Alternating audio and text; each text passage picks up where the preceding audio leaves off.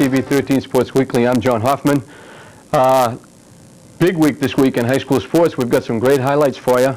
Before we get into the highlights and before we start off with our trivia winners and our results from last week, we're going to give you this week's trivia question. We know it's been sort of a lost weekend for everybody, no NFL football, so we thought we'd throw an NFL question at you and try to make it pretty easy so we'll get a lot of calls. What former Pats quarterback, now playing with another NFL team, is the oldest NFL player? If you know the answer, and everybody out there should, call 581-9061. And we'd like to hear from people from Swampscott and Salem. We're getting calls from nothing but Lynn. So you people out in Salem and Swampscott watching the program, give us some call and win yourself a fine Nesson mug that we have right here for you, as well as getting the running for the Bruins tickets at the end of the year. So we'll be right back with our highlights. Stay with us. We'll take a break right now.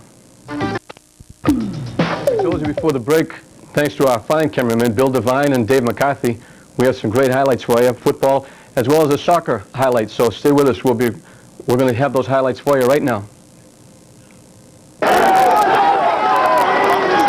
On the first highlight at Manning Bowl on Friday night, on the very first play, English looked like they were going to get off on a good foot as Cipolleti goes around the right side.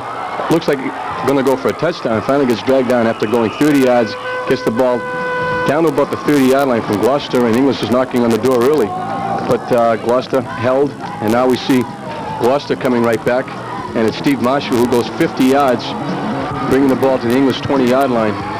And Gloucester wound up with 278 yards rushing for the game, so they kind of ran over the young, inexperienced Bulldogs. On the seventh play of the drive, quarterback Joe Pasquina rolls around the right side and goes in for the touchdown on what Clark Crowley thought was a key play. Thought he should have held him and not scored. It would have been a much closer ball game. We see John Avila here getting loose on a 67-yard run. One man left to catch him, and it's Chris Martinez, and he knocks him out of bounds. He goes in for the touchdown, but he was ruled out of bounds back around the 7 or 8 yard line. The English's defense came to the forefront here as we see Gordon Larrow busting in and sacking Joe Pasquini, the quarterback. And that long run by Avila actually went for naught because English threw them back and Gloucester turned the ball over. Then came what proved to be really the back-breaking play. Eric Lacano gets hit a couple of times, bounces off, and gets down almost into the touchdown, gets down to the 2-yard line, and with 50 seconds left to play in the first half, Gloucester is going to score. And it's Lacano going in for the score, and with the 2-point conversion, made it 14-0 at the half. And it really should have been 6-0 if English had held on that one play, but this is the touchdown that really broke their backs. Gloucester came back in the third quarter and scored yet another touchdown as we see Marshall sweeping the left side, keeping balance nicely along the sidelines going in. He had 94 yards on 14 carries. And Lacano came back and scored one late in the game with about 2 minutes left to play. And the final score, Gloucester 26, English nothing. And we spoke to Clark Crowley after the game. Blown out, and we were in this one for a long time. We had some chances early. We were down there, and we didn't get in. I think if we could have got in, we could have either took these guys or made it a much better game. Right before the half, they scored, like you were saying earlier, and made it 14-0 rather than 7 or 6-0. We would have been all right. But there were some good signs. We're tackling better, which is what we're working on. And I know we can move the ball offensively. We're having our troubles. You know, maybe we're trying to do too much, but one of these games we're going to click and we're going to be all right. Yeah, I thought some of the kids really did. I thought Cipolleti ran well. And I thought they threw the ball well. I thought Jimmy Smith played a nice game for you. He caught a big pass when you in the fake punt. When you get a first down, it looked like he might be driving for a score. And he made a couple of big tackles. I thought Pat Barr played well for you too. And I think you're right. I watched the Bosco game last week, and I think they played much better defense.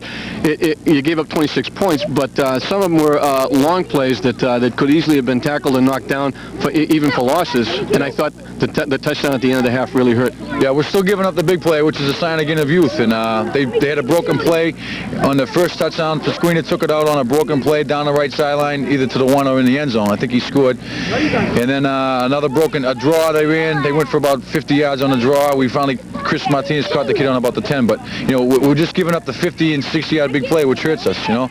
But again, we got some sophomores out there. Smitty come off a bad game last week, had an excellent game tonight. Damon Morris, another sophomore. Connor had a good game. Martinez, again, sophomore out there playing. So, you know, we expect big things. Gilbert, again, poor game last time. Tremendous game tonight for Todd. So these are all our sophomores, and they're starting to play the ball they're capable of playing, even though they're young. Well, I think eventually you're going to come back and you're going to be very competitive in the Northeastern Conference. As the season goes on, you're going to be very competitive, I think. And these kids are going to come along. They're going to start getting their legs and they're going to start making the plays. And the experience is going to start coming on your side. And I think you're going to do well tail half the season. At least I hope you do. Well, thanks, Sean. That's what we're trying to do. Our goal right now, we sit down and we talk. We don't talk about wins and losses. Our goal is to keep the games close and keep plugging out there. Every play you can't let up, because if you do in this league, these backs will just go all the way like they've been doing a little bit against us. But our goal, we talk about it, we emphasize it, and the kids listen very, very nicely. You know, we play one play at a time and try to be competitive. If we can keep the score close like it was earlier tonight, anything can happen. They can drop a ball like sometimes we drop the ball, or interception. Anything can happen if the game's close. But if it's a blowout, then, you know, obviously you have no shot. I think the big thing is as you go along, as the kids work at it, they'll be able to stay in it as long as they can see progress each and every week. And from the Bosco game to this game, obviously there was some progress, because last week, as you said, they didn't tackle very well at all. And Bosco is a very class team. They're a good ball club. This team, Gloucester, is also a good team, but the signs were there. You were hitting better. You were in the ball game better. It was just a case of a hand tackle away or an inch away from stopping a play, turning into a big play. And I think going to be there. Clark, I want to thank you for giving us the time, and we'll look forward to talking to you the rest of the season, and good luck the rest of the way. All right, John. Thanks very much. Okay.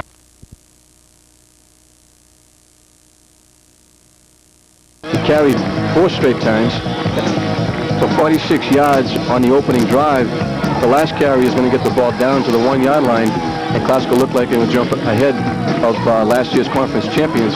But on the next play, as you can see, the quarterback is hit before he can hand the ball off, and Dave Orlando very alertly falls on it for Salem, and the drive by Glasgow was stopped by the Salem defense. After the balls had changed hands a couple of times, Roy Breckenridge, great running back for Salem, on Salem's second possession, goes 42 yards for a touchdown. Rick O'Leary, fine quarterback, kicked the extra point, and Salem had a 7-0 lead. Glasgow came right back on the next drive. Carvel Cox keeps things going with this big 31-yard drive down the right side. Fine blocking out in front of him. Finally gets tackled from behind. But Glasgow's going to go in from here to score. A pass interference call against Salem gave Glasgow the ball down deep, and now we're going to see Carvel Cox finishing off the last 4 yards, busting into the end zone, and the score is 7-6. Cox ran 13 times for 89 yards during the course of the ball game. Glasgow's conversion try for 2 points after failed, and Salem still led 7-6 at the end of the first half. In the second half, it was all Roy Breckenridge, as we see him here, going 30 yards out of his total of 150 yards he had rushing during the course of the ball game. And you see some Glasgow defense here as Duke Wilson and Richard Winchell combined to put the stop on Roy Breckenridge one of the first times in the second half. Salem got back on the scoreboard again as we see Rick O'Leary fading and finding Jesse Tremblay wide open in the end zone to complete a 15-yard pass play. O'Leary's going to kick the point, and it's going to be 14-6 Salem. Glasgow thought they had a great offensive weapon as Derek Durant does a fine job, gets a booming punt, high and deep. Unfortunately, the punt went to Mr. Breckenridge.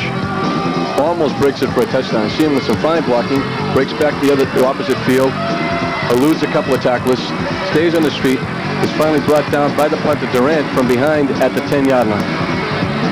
Glasgow's defense really stood the test here. They came to the forefront, forced Salem back, and Salem had to settle for a field goal by Rick O'Leary, and Salem lead jumped to 17-6 on this 24-yard field goal by fine quarterback Rick O'Leary. The rest of the day was left up for the Glasgow defense as the offense just couldn't get anything going. Here we see another Glasgow fumble, this one recovered by Mike Gibley, as Glasgow got only 1 first down in the second half and never crossed midfield. We're going to see Breckenridge here go the final 4 yards for the Salem final score, his second of the day with 3:30 left, and the final score, Salem 23, Lynn Glasgow 6.